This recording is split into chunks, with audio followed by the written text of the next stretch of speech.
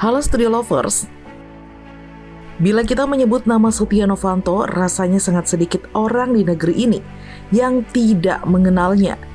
Ia adalah politisi kawakan Partai Golkar yang sudah malang melintang dalam jagat perpolitikan di Indonesia.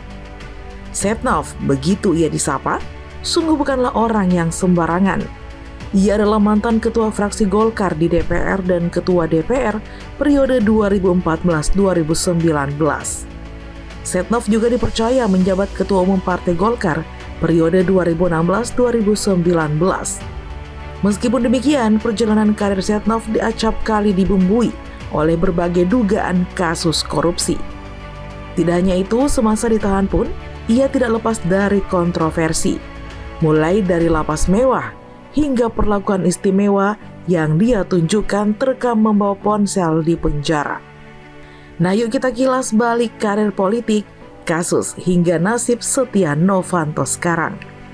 Nah, tapi seperti biasa sebelum kita lanjut, jangan lupa untuk menekan tombol subscribe dan aktifkan juga lonceng notifikasinya agar kamu tidak ketinggalan info terbaru dari Studio Langit.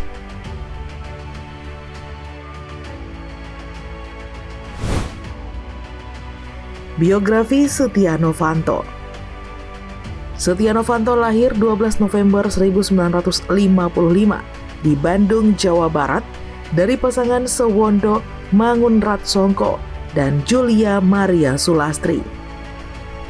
Nah, di tahun 1967, ia meninggalkan Bandung dan bermukim di Jakarta dan melanjutkan sekolah dasarnya di SD Negeri 6 Jakarta. Nah, asal tahu saja nih Studio Lovers, orang tuanya bercerai saat ia masih duduk di sekolah dasar. Di Jakarta, ia menempuh pendidikan di SMP Negeri 73 Tebet, Jakarta Selatan. Ia kemudian melanjutkan pendidikan menengah di SMA 9. Pada masa SMA, ia bertemu dengan Hayono Isman, mantan Menteri Pemuda dan Olahraga Kabinet Presiden Soeharto, yang di kemudian hari menjadi titik tolak upaya politiknya. Selepas SMA, ia melanjutkan kuliah di Universitas Katolik Widya Mandala, Surabaya.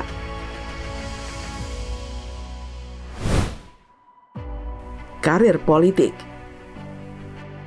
Studio Lovers, Setnov memulai kiprahnya di bidang politik sebagai kader Kosgoro pada tahun 1974. Ia menjalin kedekatan erat dengan Hayono Isman yang telah dikenalnya ketika sama-sama menjadi siswa SMA 9 Jakarta. Nah, perjalanan karir Setia Novanto hingga pada posisi puncak bukan turun dari langit. Ia pernah mengalami masa sulit dengan menjadi tukang beras, sopir, pembantu rumah tangga, hingga model untuk mengumpulkan uang demi membiayai kuliahnya.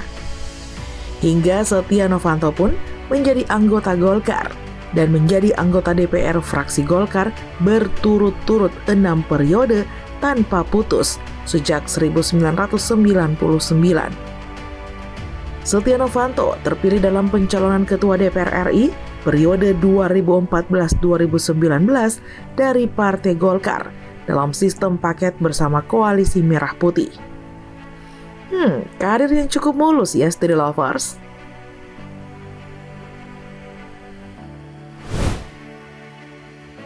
Beragam kasus.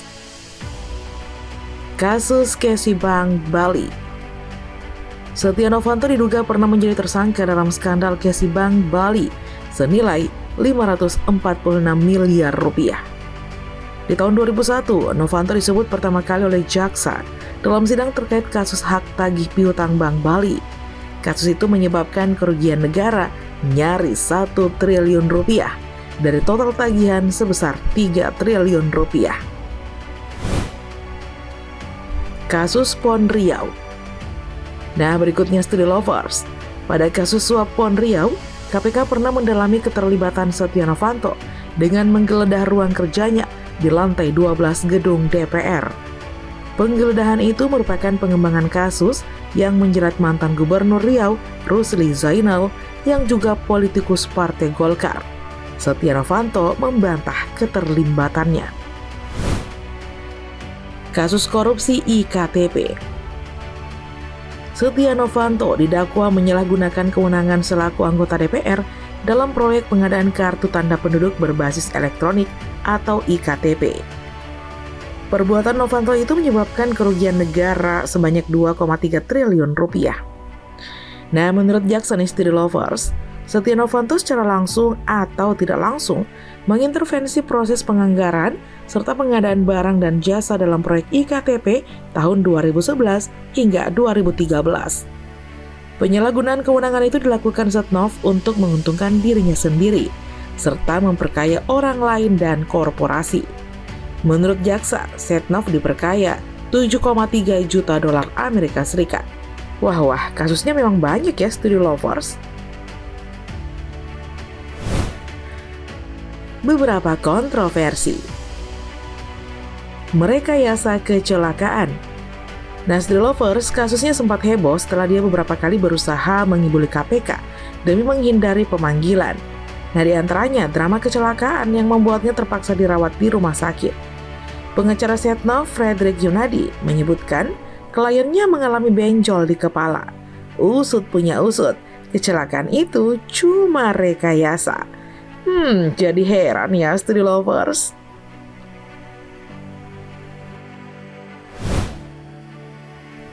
Sel mewah. Sorotan terhadap sel mewah Setia Novanto bermula saat Sri Pugu Budi Utami yang saat itu menjabat sebagai Direktur Jenderal Pemasyarakatan melakukan inspeksi mendadak ke sejumlah sel di Lapas Sukamiskin pada Juli 2018. Tim Mata Najwa yang ikut dalam sidak rombongan Sri Pugu Budi Utami dan kawan-kawan masuk ke sel Setnov. Sel yang ditempatinya tampak tidak semewah sel yang ditempati terpidana lainnya. Di dalam sel ada exhaust fan dan lemari seperti kitchen set masih menempel di dinding. Begitupun dengan tempat tidur, ada ranjang dengan 2 kasur, namun satu kasur tampak di posisi berdiri. Nah, terlihat juga rak buku di atas ranjang. Ada sejumlah buku tentang agama Islam yang berada di rak buku tersebut. Nah, selain itu ada juga meja persegi dengan 3 buah kursi. Untuk kamar mandi, toilet berbentuk toilet duduk, serta shower yang terlihat dibungkus plastik hitam. Ada-ada saja nih penjara negeri plus 62. Bawa ponsel. Nah, kemudian di tahun lalu Setia Novanto kembali berulah sebab Setia Novanto muncul dalam foto viral di media sosial dan terlihat membawa ponsel. Tampak dalam video tersebut juga ada ex-wali kota Bandung, Dada Rosada, dan sejumlah pria lainnya. Sementara itu ada juga salah seorang di antara mereka yang tengah memainkan ponselnya. Kalapas Sukamiskin Eliuzar mengatakan telah mengecek foto-foto tersebut.